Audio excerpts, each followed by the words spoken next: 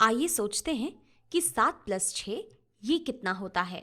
और मैं चाहती हूँ कि आप इस वीडियो को यहाँ पे पॉज करें और इसके बारे में खुद से सोचें।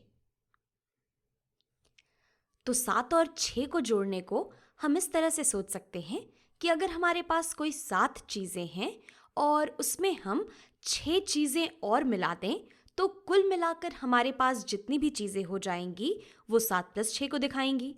तो मान लेते हैं कि हमारे पास हैं 7 कछुए। तो मैं यहाँ पर 7 कछुए बना लेती हूँ।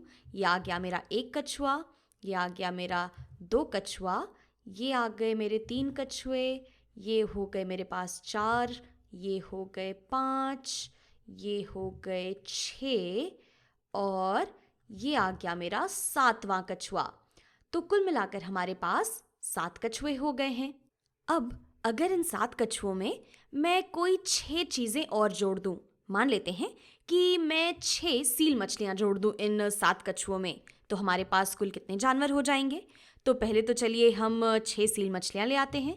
ये आ गई मेरी 1 सील मछली, ये हो गई मेरी दूसरी सील मछली, ये हो गई मेरी तीसरी सील मछली, फिर ये आ गई मेरी चौथी सील मछली, ये हो गई 5वीं सील मछली और ये आ गई मेरी 6ठी सील मछली। तो हमने कुल मिलाकर 6 सील मछलियाँ और 7 कछुओं को जोड़ दिया है। हम क्या चीज़ें जोड़ रहे हैं इससे फ़र्क नहीं पड़ता, क्योंकि हमें तो पता लगाना है कि कुल जानवर कितने हैं।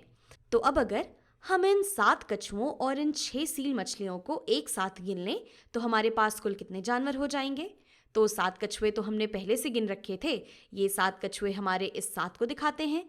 और इसके बाद अगर हम अपनी गिनती को जारी रखें तो ये जो सील मछली है ये हमारी 8वीं जानवर हो जाएगी, ये हो जाएगा 9वां जानवर, 10वां जानवर, 11वां, 12वां और 13वां जानवर। यानी कि कुल मिलाकर हमारे पास 13 जानवर हो गए हैं। हम कह सकते हैं कि 7+6 ये बराबर होता है 13 के। तो ये तो एक तरीका हो गया। इसी बात को समझने का दूसरा तरीका है कि हम अपनी संख्या रेखा या फिर नंबर लाइन की मदद ले लें। तो मान लेते हैं कि ये हमारी संख्या रेखा है और इस पर तो गिनती करना हम कहीं से भी शुरू कर सकते हैं।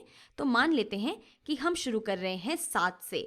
अब 7 में 6 जोड़ने का मतलब है कि हम अपनी इस संख्या रेखा पर 7 से शुरू करके 6 कदम और आगे बढ़ जाएंगे। हम 6 इकाइयाँ दाईं ओर बढ़ेंगे। तो चलिए पहले तो अपनी संख्या रेखा पे कुछ निशान बना लेते हैं।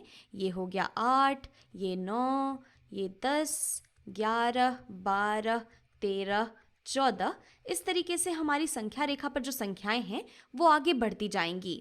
तो अब 7 में 6 जोड़ने का मतलब है कि हम 7 से शुरू कर रहे हैं और 6 कदम 6 कूदे हम आगे बढ़ रहे हैं अपनी संख्या रेखा पे। तो चलिए बढ़ते हैं। तो ये हो गया 1 कदम, दूसरा कदम, तीसरा कदम, चौथा कदम, 5वां और 6वां कदम।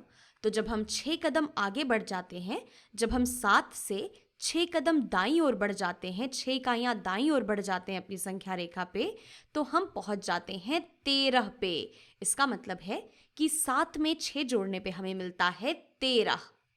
और इसी बात को सोचने का एक और तरीका ये है कि 7 में 6 जोड़ने का मतलब है कि अगर हम 7 से शुरू कर रहे थे तो अगर हम 7 में पहले 3 जोड़ दें तो हम पहुंच जाते हैं 10 पे। और फिर अगर 10 में हम 3 और जोड़ दें तो हम पहुंच जाते हैं 13 पे।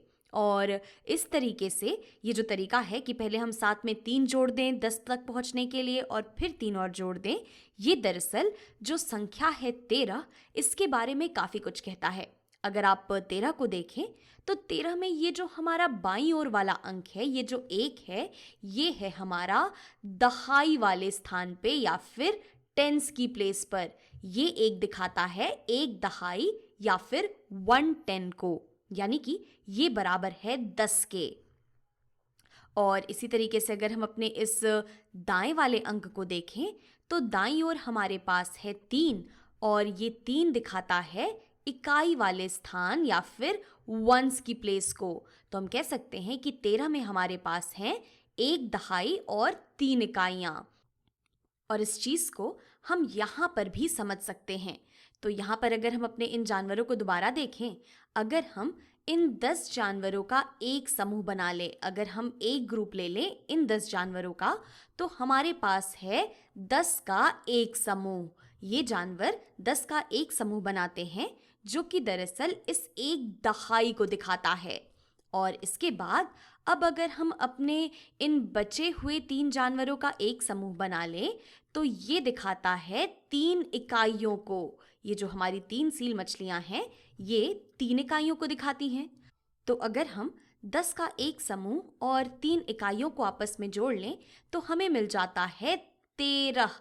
और यही तो 13 दिखाता है। 13 का मतलब है कि हमारे पास है एक दहाई या फिर 10, और इसके अलावा हमारे पास है 3 इकाई या फिर 3। तो 10 + 3 ये बराबर होता है 13 के।